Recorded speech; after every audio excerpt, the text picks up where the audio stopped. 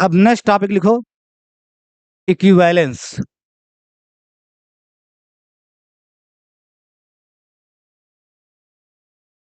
Equivalence या इसी को बोलते हैं if and only if statement.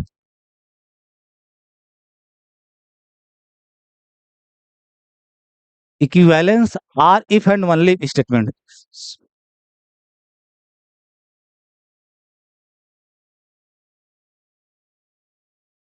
आप अगर सिलेबस देखो तो ये शब्द मेंशन होगा इक्विवेलेंस पहले चैप्टर में।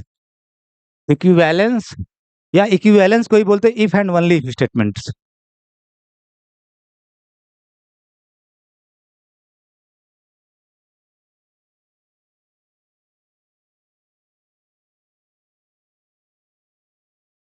Late P implies Q, P implies Q एक इम्प्लीकेशन है, ठीक है।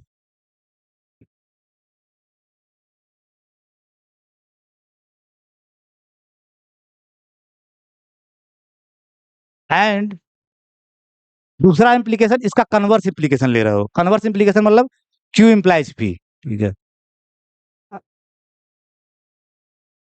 क्यू इम्प्लाइज पी, तो लेट पी इम्प्लाइज क्यू यानी, और इसका कन्वर्स इम्प्लीकेशन यानी क्यू इम्प्लाइज पी दोनों, ठीक है। पी इम्प्लाइज क्यू ले रहा है और क्यू इम्प्लाइज पी ले रहे हो।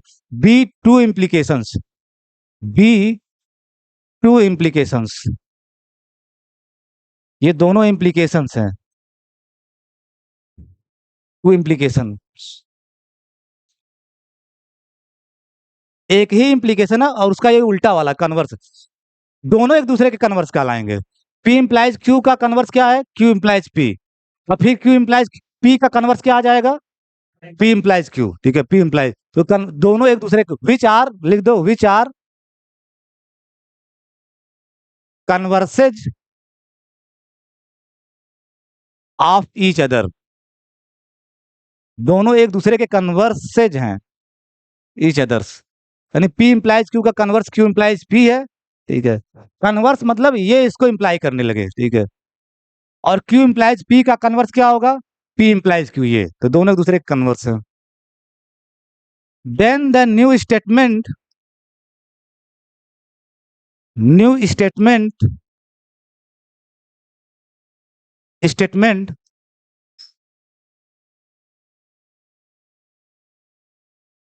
देन द न्यू स्टेटमेंट, और न्यू नया स्टेटमेंट बना कैसे रहे हो, पी इम्प्लाइज क्यू और क्यू इम्प्लाइज पी, इन दोनों स्टेटमेंट को एंड से जोड़ दे रहे हो, कुछ कर नहीं रहे हो। एक नया स्टेटमेंट बना रहे हो, कैसे, पी इम्प्लाइज क्यू को उसके कन्वर्स के साथ क्यू इम्प्लाइज पी के साथ एंड से जोड़ दे रहे हो, ठीक है। तो देन द न्यू स्टेटमेंट ये इन्हीं दोनों से बन रहा है, दोनों को एंड से जोड़ दे रहे हो, एंड से कनेक्ट कर दे रहे हो। ये एंड का सिंबल है। बहुत लोग एंड ऐसे बना देते हैं, ये यूनियन है, एंड ये नहीं है। एंड आप शार्प वी बनाओगे, यहाँ शार्प, डिफरेंसिबिलिटी नहीं होनी चाहिए, नॉन डिफरेंसिबल होना चाहिए यहाँ पे, ठीक है। शार्प होता है दोनों, कहते हैं लोग ऐसा है, तो बहुत लोग रफली रफली ऐसे बना देते हैं, ठीक है। ये है एंड, ये एंड नहीं, ये यूनियन होता है, ठीक है। अरे सॉरी, इंटरसेक्शन, पार्डन में, इंटरसेक्शन। और आर वाले को ऐसे बना देते हैं, ये यूनियन होता है। तो आपको यहाँ ये डिफरेंसिबल है, यहाँ नॉन डिफरेंसिबल बनाना है, वी, ठीक है। ये आर का होता है, तो ये थोड़ा बहुत आपको जानना चाहिए कि बनाते समय बड़ा ध्यान से बनाइएगा। वो लोग इस एंड को इतना कैजुअल बनाते हैं, वो इंटरसेक्शन जैसा लगता है, इंटरसेक्शन जैसा लगता है। तो P implies Q and Q implies P, जो ये नया स्टेटमेंट आया, ठीक है, ये जो नया स्टेटमेंट आया, नया स्टेटमेंट आया, इसी को बोला जाता है is called an equivalence statement.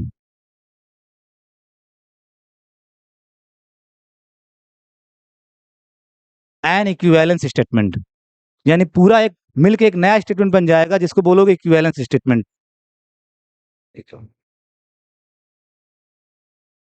और इक्विवेलेंस स्टेटमेंट को ही आप बोलते हो if and only are,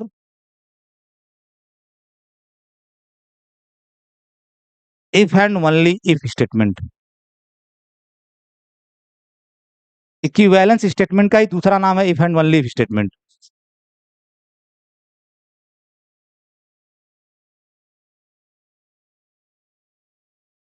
it is denoted by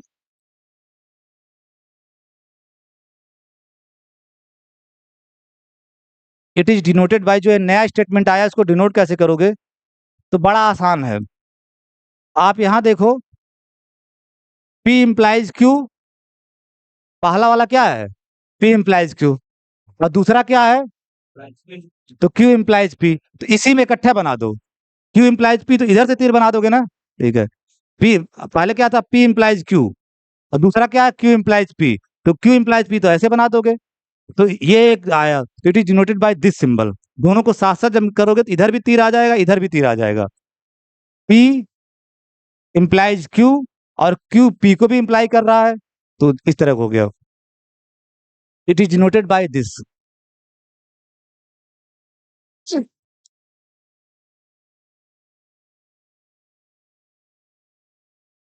10, 10 मतलब इसलिए, देखिए 10 मतलब देयरफॉर, 10 हेंस, ये सब एक ही बात होती है। जो थोड़ा थोड़ा आप लिखना भी अंग्रेजी में सीखो, क्योंकि लिखना एग्जाम में अल्टीमेटली आप ही को है। मेरा बस चलता तो आपकी जगह मैं ही लिख देता, लेकिन मेरा बस चलेगा नहीं, ठीक है। लिखना तो आप ही को पड़ेगा एग्जाम में। मैं जितना सिखाना है सिखा सकता हूँ, ठीक है। मुझे बड़ी चिंता रहती है अपने स्टूडेंट के लिए कि काश उनकी जगह मुझे ही लिखने के लिए दे देते, ठीक है। उनके, ठीक है। तो 10 पी। और एक चीज मैं बता रहा हूँ, डे 1 में मैं लेक्चर ले रहा था, जब आपको मैं पढ़ाऊंगा तो आपको लगेगा सब समझ में आ रहा है एनालिसिस। और सबसे खराब गंदा रिजल्ट आता है एनालिसिस का, पूछ लेना अपने सीनियर से, बहुत गंदा रिजल्ट आता है। आप ओडी और ज्योमेट्री में खूब नंबर पा जाओगे, लेकिन एनालिसिस को अगर आपने, मैं कहता है जिसने एनालिसिस को हल्के में लिया, एनालिसिस उसको हल्के में ले लेती है, ठीक है, उसको हल्के में ले लेती है। और फिर उसकी जिंदगी इतनी बर्बाद, इतनी तबाह हो जाती है ना, कि वो जीवन भर संघर्ष करता है, फिर सोचता है किसी तरह भगवान बीएससी खत्म हो जाए, किसी तरह बीएससी खत्म हो जाए। और मैं यही कह रहा था कि डे 1 से शुरुआत के 5-6 लेक्चर मत मिस करना। यहाँ अगर आप गड़बड़ा गए तो फिर आगे आपको हवा नहीं लगा कि हो क्या रहा है। और यहाँ अगर आप एक बार समझ गए तो यही सब चीजें वहां भी हो रही होंगी। बस पी और क्यू कुछ दे दिया जाएगा, पी और क्यू हर जगह कुछ ना कुछ होगा, ठीक है। इसलिए मैं एक स्टेटमेंट बहुत बोलता है, जो एनालिसिस को मजाक में लिया उसका मजाक बना, ठीक है, मजाक बना। और इतना भद्दा मजाक बनेगा कि घर वालों को नंबर भी नहीं बताएगा वो, कि मैं कितना पाया हूँ, ठीक है, कितना पाया हूँ। और अगर ये जानना हो तो अपने सीनियर से पूछना, ठीक है। मतलब ऐसे ऐसे नंबर आते हैं कि दो जीरो मिल जाता है, किसी किसी को दो जीरो मिल जाता है। जब, और ये दिक्कत यही होती है, वो पिछले साल वाले लड़के, उनको लगता है यार पढ़ा तो रहा है, सब तो समझ में आ रहा है, लेकिन जब उनको अपने लिखना होता है तो लिख ही नहीं पाते। इसलिए मैं डे 1 से कहता हूँ, जितना काम मैं आपको करवाता हूँ डेली जाके उसे पढ़ना है। अगर आप मेरे साथ काम नहीं किए तो आपकी जिम्मेदारी होगी, मेरी रिस्पॉन्सिबिलिटी नहीं होगी। आपको ऐसा लगेगा मैं आगे भी पढ़ाऊंगा, सब आप सीक्वेंस पढ़ाऊंगा, कहोगे क्या घर पे जाके पढ़े, ओडी पढ़े, इससे अच्छा ज्योमेट्री पढ़े, ये यार आदमी क्लास में ही सब समझा देता है। इसे बोलते हैं क्या नाम है, डिल्यूजन, ओवर कॉन्फिडेंस, डिल्यूजन। आप भ्रम में जी रहे हो। वो मेरा है जो आपको समझ में आ रहा है आसानी से, वो मेरा है, ठीक है। आपका तब होगा जब आप उसको खुद अपने दिमाग से समझ लोगे कि हाँ ये चीज हो रही है। जब उसको अपने से पढ़ लोगे तब वो तुम्हारा होगा। यकीन मानो सारे थ्योरम के लड़के प्रूफ बता देते, तो कहते क्लास में बता दिए, और एग्जाम में जिनको मैं जिनको जितना जितना बताया था कि तुम 45 पाओगे, तो वो 40 पाए। जिनको मैं बोला था 40 पाओगे, तो वो 30 पाए। अब सब हमसे परेशान कि काहे कम हो गया सर। तो कम ये हो गया कि तुम मस्ती जो काटे, तुमको लगा सब क्लास समझ में आ रहा है, तो पढ़ने की कहाँ जरूरत है अलग से, ठीक है। इसीलिए मैं कहता हूँ कम से कम 20-30 मिनट डेली वो पढ़ लिया करो जो मैं पढ़ाता हूँ जाके। और समझने की कोशिश करो, क्या नहीं समझ में आ रहा है बार बार मुझसे पूछो, यहाँ मैं बैठा रहता हूँ, ठीक है, बैठा रहता हूँ। तो पी, दोनों को, जब इसको इससे यानी ये जो आप लिखे हो, ठीक है, जो ये आप लिखे हैं, ठीक है, इसको इससे डिनोट कर दिया जाता है। क्यों? उसको मैंने यहां समझाया था। दोनों एक साथ लिख दिया गया, दोनों एक साथ लिख दिया गया, ठीक है। पी इम्प्लाइज क्यू था ही, और क्यू इम्प्लाइज पी, तो इधर से मैंने बना दिया, तो ये हो गया, ठीक है। तो 10 P implies P, this symbol Q is nothing but equal to, ये है क्या? P implies Q and Q implies P ही है, और कुछ नहीं है। वही तो है ये, उसी को डिनोट कर रहे हो, उसी को डिनोट कर रहे हो इससे, ठीक है। तो P implies Q and Q implies P, इसको आप रेक्टेंगल में बना लेना, ठीक है। तो P, this symbol Q is nothing but P implies Q and Q implies P। इन्हीं दोनों का कंजंक्शन को आप ऐसे लिखते हो। और इसको पढ़ते हो, जो ये सिंबल है, इसी सिंबल को पढ़ते हो read as, this symbol is read as if and only if and only पढ़ते हैं इस सिंबल को, इफ एंड ओनली इफ। तो आप क्या पढ़ोगे, P if and only if Q, ये तो पढ़ोगे। जब इसको नाम देते रहोगे इसको क्या पढ़ोगे, इफ एंड ओनली इफ। तो आप क्या पढ़ोगे, P if and only if Q. In short, in short, इसी को शार्ट में हम आई डबल एफ भी लिख देते हैं, आई डबल एफ।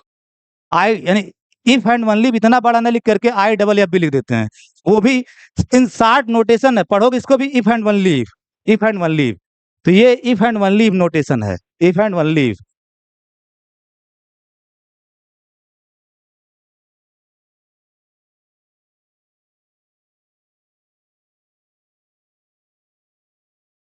उस टेबल ऑफ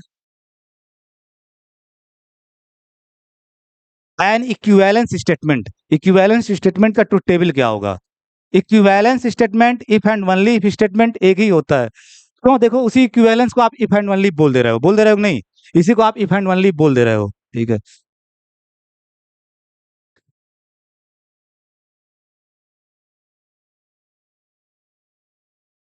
तो truth table of N equivalence statement,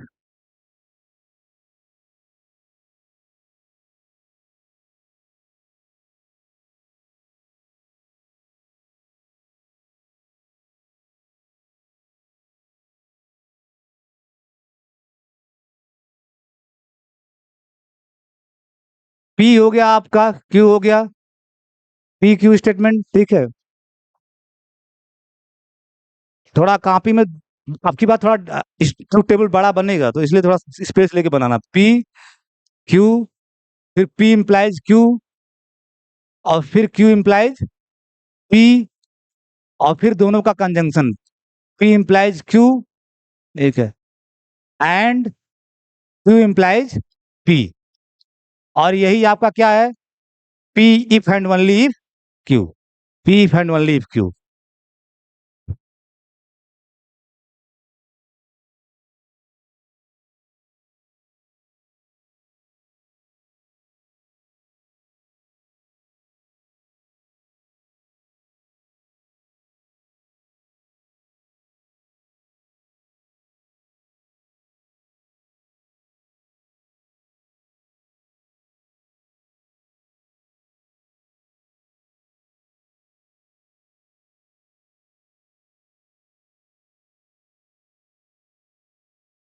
यानी इसका बताना ट्रुथ टेबल क्या होगा, P if and only if Q का, ठीक है। तो पी और क्यू कंपोनेंट स्टेटमेंट हैं, इनकी ट्रुथ वैल्यू लिखोगे, पहला टी, फिर टी, फिर टी एफ, फिर F T F F.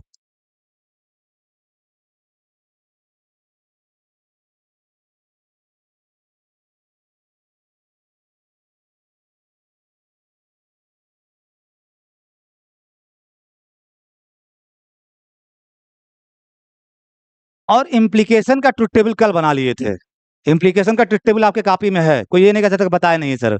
Implication का ट्रुथ टेबल कल आप बना लिए थे।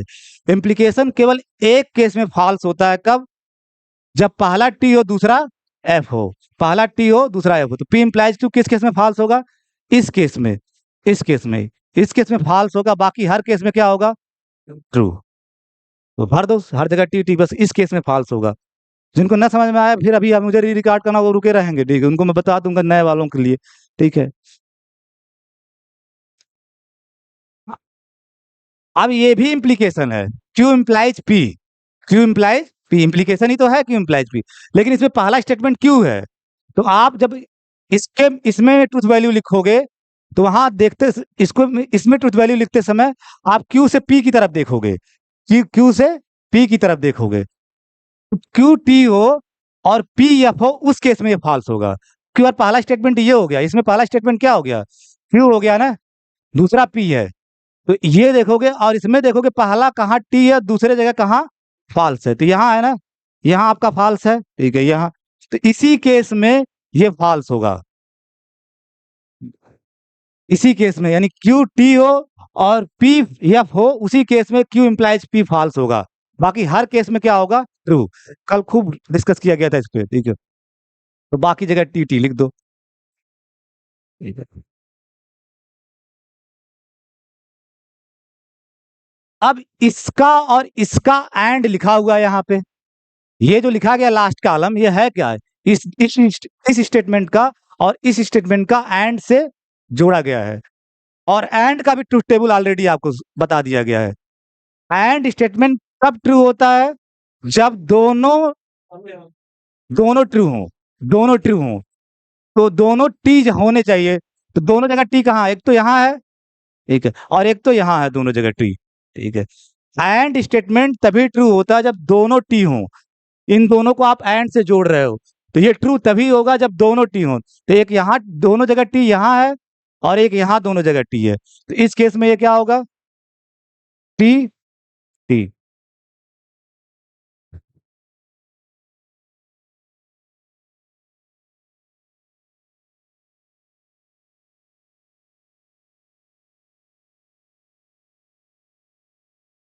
और बाकी सब जगह क्या होगा? ये फॉल्स।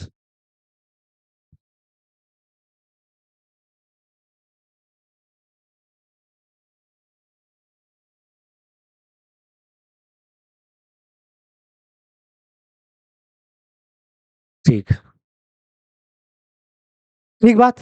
टेबल एक बार आप लोग बनाइए और इसको समझिए, और लास्ट में आप इन दोनों लाइन पे फोकस करना और इस पे फोकस करना, ठीक है। फाइनल तो यही है ना, इफ एंड ओनली, और ये इसके कंपोनेंट स्टेटमेंट। और देख के बताओ किन के, पी और क्यू को देखो, और P if and only Q वाला कॉलम देखो, कब ट्रू हो रहा है?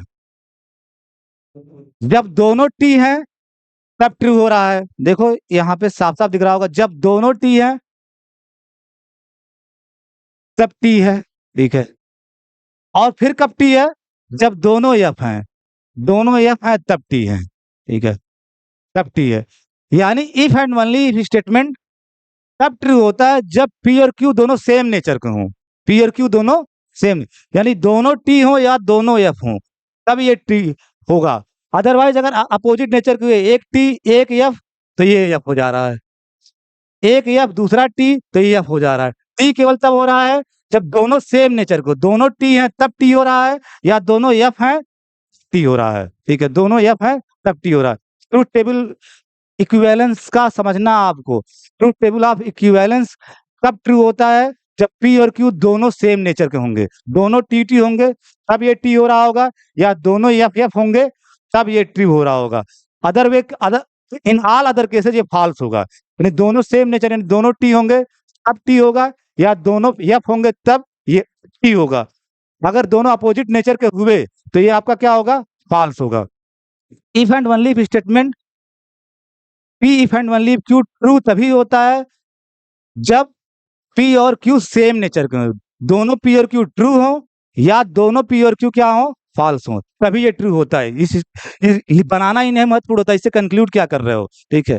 तो लिखो नीचे, ठीक है, कुछ पॉइंट लिखो। पहला पॉइंट, ठीक है, P if and only Q statement, जिसको इक्विवेलेंस स्टेटमेंट भी आप बोलते हो, P if and only Q statement is true, is true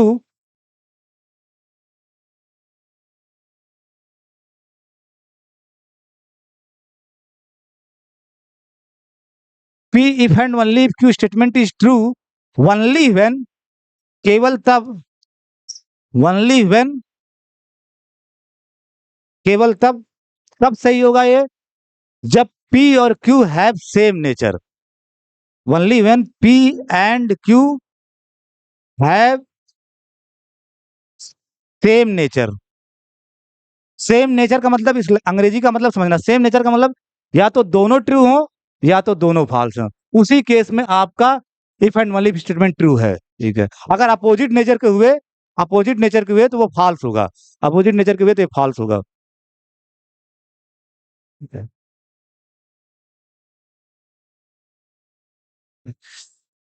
दूसरा, जो आपका P if and only if Q है, जैसे P इंप्लाइज क्यू के कुछ मीनिंग आप निकाले थे, प्रैक्टिकल मीनिंग। तो P if and only if Q है, इसका प्रैक्टिकल मीनिंग क्या होगा? व्यवहारिकता में जब आप आगे यूज करोगे तो क्या यूज करोगे, ठीक है।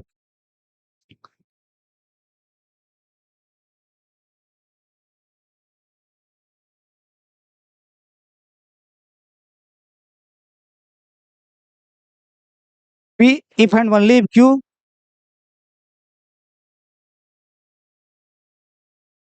का क्या मीनिंग निकालोगे? कन्वे द मीनिंग, क्या मीनिंग कन्वे करेगा? लिखा बड़ा सिंपल से रहता है, उससे आप क्या प्रैक्टिकल सेंस में निकाल रहे हो वो महत्वपूर्ण होता है। ठीक है, प्रैक्टिकली क्या आप उससे कंक्लूड कर रहे हो। तो P if and only if, और ये एक्चुअली में है क्या? पी इंप्लाइज क्यू, ये बड़े ब्रैकेट में बना देना, P implies Q and Q implies P. यही है, इसी को ऐसे लिखा जाता है, P if and only if Q. अब हमको ये बताओ, पी इंप्लाइज क्यू में पी क्यू के लिए क्या होगा? कल अभी अभी सीखे हो, अभी आज भी एक बार बताया हूं। पी इंप्लाइज क्यू में पी क्यू के लिए क्या होगा, और क्यू इंप्लाइज पी में पी क्यू के लिए क्या होगा?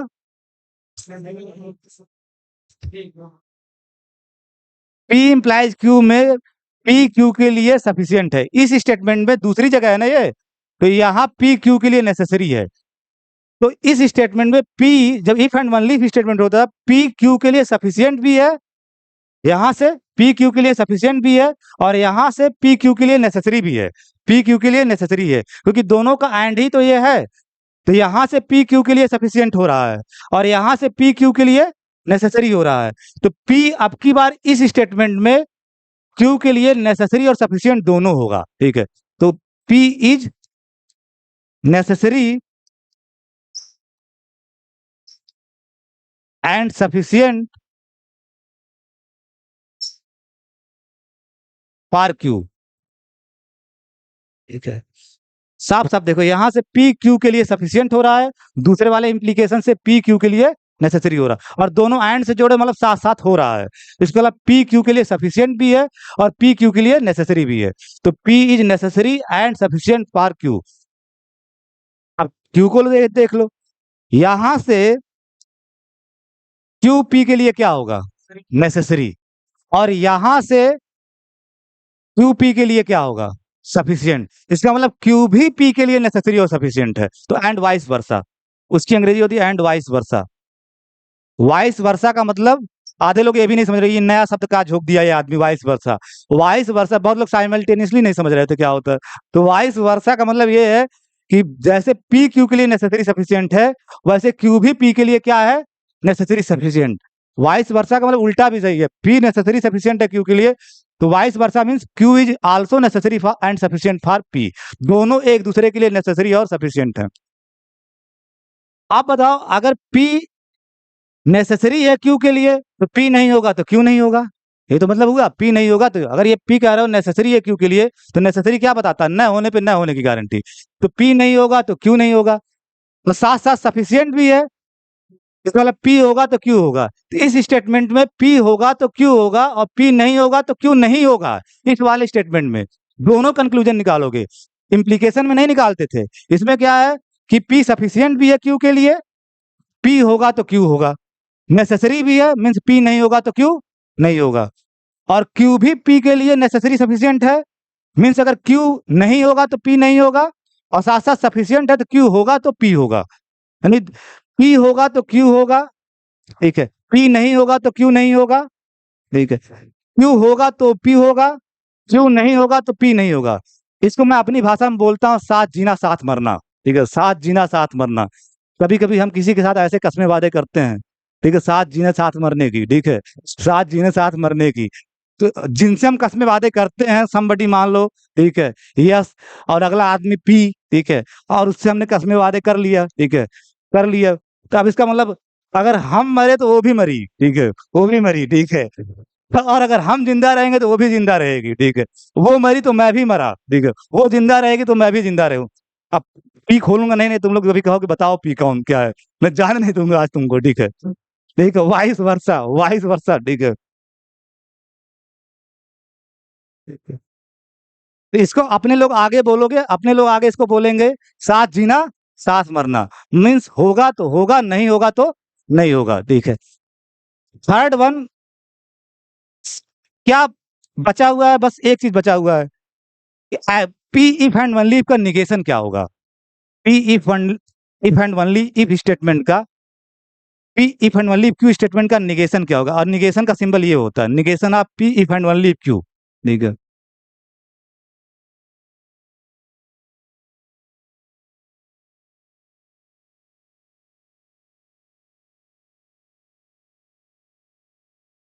आप ट्रुथ टेबल में जाओ, ट्रुथ टेबल में जाओ, वहीं से आइडिया लगेगा। निगेशन का मतलब कब ये फॉल्स हो रहा है, P if and only if Q देखो कब फॉल्स हो रहा है, तब निगेशन आराम से लिख लोगे। कहाँ कहाँ फॉल्स है P if and only if Q, यहाँ फॉल्स है, यहाँ फॉल्स है, यही तो फॉल्स है, इसी में P if and only Q false है। तो किस केसेस, अब पी और क्यू में आ जाओ, किस केसेस में फॉल्स है, जब पी हो रहा है, पी ट्रू है, क्यू नहीं हो रहा है, ठीक है, या फिर पी ना हो रहा हो, क्यू हो रहा हो, क्यू हो रहा हो, तो इसका यानी या तो ये हो रहा हो या तो ये हो रहा हो। अब इसको लिखना है आपको निगे सिंबल फॉर्म में, तो क्या लिखोगे निगेशन, आप यहीं से बताओ, P if and only Q, अभी वहां मैं लिखवा दूंगा जाके, क्या आएगा, इक्वल टू, फॉल्स पहले केस में हो रहा है, तब जब पी हो रहा है, पी हो रहा है तो पी, और क्यू नहीं हो रहा है तो and minus Q, P and minus Q, या फिर दूसरा केस ये, आर, आर का सिंबल ये होता है आर, दूसरे केस में क्या हो, पी न हो रहा हो, माइनस पी एंड क्यू हो रहा हो, ठीक है, एंड क्यू, तो ये इसका निगेशन आया, इसका जो निगेशन है ये है, ये, तो मैं वहां जाके लिख दूं, ठीक है, लिख दूं, समझ लिया आप, ठीक है,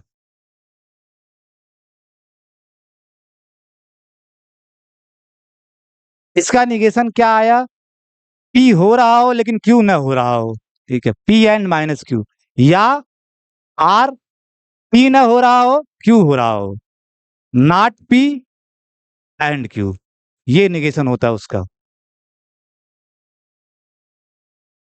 इसको भी आप, निगेशन इंपॉर्टेंट होता है, इसको भी ब्रैकेट में बना लेना, ठीक है, तो P if and only if Q का निगेशन ये होता है, ठीक है।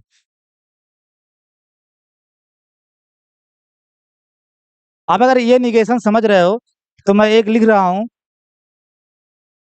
स्टेटमेंट और निगेशन करके बताना है, ए student is sincere if and only if and only if he is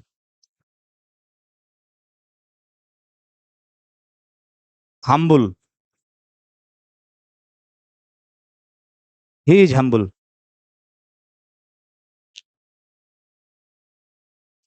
पहले पी और क्यू पहचानना सीखो, व्हाट इज पी हियर, ये आपका पी है, ये आपका क्या है, पी है, और इसके बाद जो लिखा है ये आपका क्या है, क्यू है,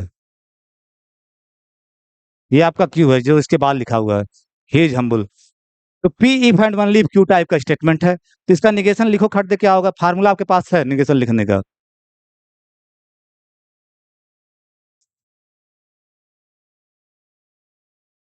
लिखना ही तो है, P and minus Q, P as it is लिख देना, ठीक है, तो मिला लेना आप लोग, ठीक है, इसका निगेशन आएगा, निगेशन ऑफ यस इज, ऐसे आप डबल बिंदी लगाते हो, इस यस का निगेशन क्या आएगा, देखो साफ साफ लिखा पी एंड माइनस क्यू, यानी पी एज इट इज रहने दोगे, तो a student is sincere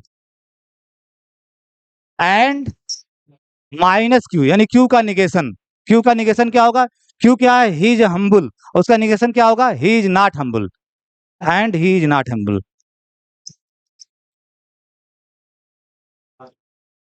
are, अब की बार क्या, पी का निगेशन, पी न हो रहा हो, ए student is not sincere, is not sincere and Q हो रहा हो,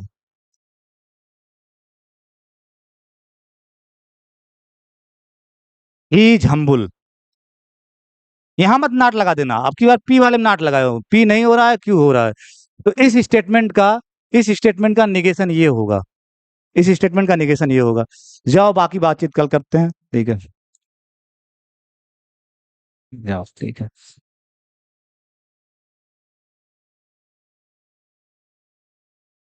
इसको बोलते हैं जो इफ एंड ओनली सिंबल है मैथमेटिक्स की दुनिया में, बताओ इंग्लिश मीडियम वाले इसकी हिंदी क्या होती है, इंग्लिश मीडियम वाले हमसे बड़ा गुस्सा आते हैं, यूनिवर्सिटी में भी गुस्सा आते थे, कहाँ है ये आदमी हिंदी में लिख देता है, ठीक है, कहाँ है ये हिंदी में लिख देता है। कंप्लेन करके चले आए एक बार हेड के पास, तो हेड उसको भगा दिए कि जिसका तुम कंप्लेन करने आ रहे हो, ठीक है, उसको भी तुम समझ नहीं रहे हो, वो दिखता छोटा है, ठीक है, दिखता छोटा है, ठीक है, कुछ दिन में समझ जाओगे, अपनी कंप्लेन लेके वापस जाओ पहले, ठीक है, 1 महीने बाद तुमको वही अच्छा आदमी अच्छा लगने लगेगा, ठीक है, वही आज कंप्लेन लेके चले आए। अंग्रेजी वालों को लगता है सब अंग्रेजी ही लिखे हैं। समझने की भाषा मातृभाषा ही हो सकती है, लिखने की चाहे जो हो। अभी मैं सब अंग्रेजी में बुक के चला जाऊँ, आधे लोग बेहोश हो के मतलब सर और पटक उटक के किसी कोई मेज के नीचे चला जाएगा, ठीक है, चक्कर उक्कर आके, ठीक है। लिखना इंग्लिश में है, कोई भी हो, इवन आप यूपीएससी की तैयारी करने जाओ, सब लोग हिंदी बोलते हैं, लिखवाते इंग्लिश मीडियम में है। विकास विकृति सर हिंदी में भी पढ़ाते हैं, इंग्लिश मीडियम में भी पढ़ाते हैं, लेकिन बोलने की भाषा उनकी हिंदी ही रहती है। अंग्रेजी, पूरा अंग्रेजी बुक के कोई प्रोफेसर चला जाए, आपको हवा नहीं लगेगा अभी, ठीक है, हवा नहीं लगेगा, क्या ये बक बक बक करके चला गया, ठीक है। तो जिस देश में हम पैदा हुए हैं, उस लैंग्वेज में हम कंफर्टेबल होते हैं, वो भाषा में हम चीज़ों को समझ सकते हैं। समझने की भाषा हमेशा मातृभाषा होती है, मदर टंग होती है। लिखने की भाषा चाहे इसी को आप उर्दू में लिख दो, फारसी में लिख दो, सब सही है। लेकिन हम लोग ज़्यादातर हिंदी बोलते हैं, तो हिंदी में हम लोगों को ज़्यादा बातें समझ में आती है, ठीक है। तो बताया अंग्रेजी मीडियम वाले बिशप जॉनसन, सेंट थॉम, कौन यहाँ तो मैं सारे अंग्रेजी मीडियम, हम तो भाई शुद्ध हिंदी मीडियम वाले हैं। यहाँ कौन कौन सा है? बिशप जॉनसन है, मैरी लुकस है, और कौन का है, क्या पता नहीं, बीएचएस है, जीएचएस है, ठीक है। तो वहां वाले अगर कोई हो तो बताएं साल्वेशन की हिंदी क्या होती है? साल्वेशन, ठीक है। गूगल मत करने लगना, आते लोग गूगल करने लगते हैं, ठीक है। मोक्ष, ठीक है, मोक्ष। तो जैसे इम्प्लीकेशन मैथमेटिक्स में आपका रिलीजियस सिंबल कहलाता है मैथमेटिक्स का, इफ एंड ओनली इफ को मैथमेटिक्स में बोला जाता है मोक्ष। मोक्ष है ये। अगर मोक्ष मतलब जैसे भगवान बुद्ध बन जाए कोई, आप परे कि एक दिन रात में ऐसा आया, अपनी सुंदर बीवी और पत्नी को छोड़ के चले गए, ठीक है, आप उनके लिए कुछ रह नहीं गया, ठीक है, मतलब वो सब मोक्ष नहीं समझते हो? मोक्ष बोला जाता है, तुम्हारे भी लैंग्वेज में कुछ होगा, हमारे हिंदी में मोक्ष है, उसको कुछ बोलते होंगे, अंग्रेजी वाले साल्वेशन बोलते हैं। मतलब एक, मतलब ज्ञान प्राप्त हो जाना, ज्ञान चक्षु खुल जाना, वो न हो तो ज्यादा अच्छा है, नहीं तो तुम भी एक दिन रात में निकल लिए झोरा बोरा बांध के, झोरा बोरा बांध के, तो बुद्ध तक नहीं जाना है। और मैथमेटिक्स बड़ी खतरनाक है, पहुंचा देती है। अभी आप एक प्रोफेसर हैं, वो ऐसे हो गए, वो चप्पल उप्पल नहीं पहनते हैं, वो पहनते हैं, क्या नाम है, खड़ाऊ, खड़ाऊ पहनते हैं, बहुत ग्रेट मैथमेटिशियन है, ग्रेट मैथमेटिशियन है, ठीक है। अ, और क्या नाम है, कुर्ता पजामा पहनते हैं, कुर्ता पजामा पहनते हैं, क्यों? क्योंकि वो मोक्ष में आ गए हैं, साल्वेशन में। अब उनको ये मोह माया लगता है, ये ठीक है, मटेरियल थिंग्स, मोह माया लगता है। तो मैं अपने लड़कों को समझाता हूँ, अप टू दिस लेवल तक पढ़ना है, एक दिन और किसी दिन बताऊंगा कि ज्यादा अगर मैथमेटिक्स समझ में आने लगी, तो जो जितने आज तक अच्छे मैथमेटिशियन हुए हैं, जैसे गैलवा, ठीक है, गैलवा, ज्यादा जब आने लगती है 20 साल में मर गया ये, ठीक है, ये भी दिक्कत है। ज्यादा अगर आपको मैथमेटिक्स आने लगी, तो मैथमेटिशियन की आयु घट जाती है। रामानुजन जो हमारे देश के थे, वो 33 या 34 साल में मर गए थे। ज्यादा अगर, क्योंकि माइंड जब ज्यादा वर्क करने लगता है ना, तो आपकी आयु घट जाती है। जितने भी गैलवा, एबल्स, रामानुजन, ये सब लोग, या रिमान, रिमान 40 कोई क्रॉस नहीं किया, 40 के पहले ही देश छोड़, दुनिया छोड़ के चले गए। इसलिए मैं सोचता हूँ किसी दिन मैं ना चला जाऊं, ठीक है। इसलिए जब मुझे लगता है अब इसके आगे नहीं सोचना है, चुपचाप सो जाता हूँ, इसके आगे नहीं सोचना है, ठीक है। जाओ, लेके जाओ, इसको पढ़ना, दोनों इम्प्लीकेशन और इक्विवेलेंस।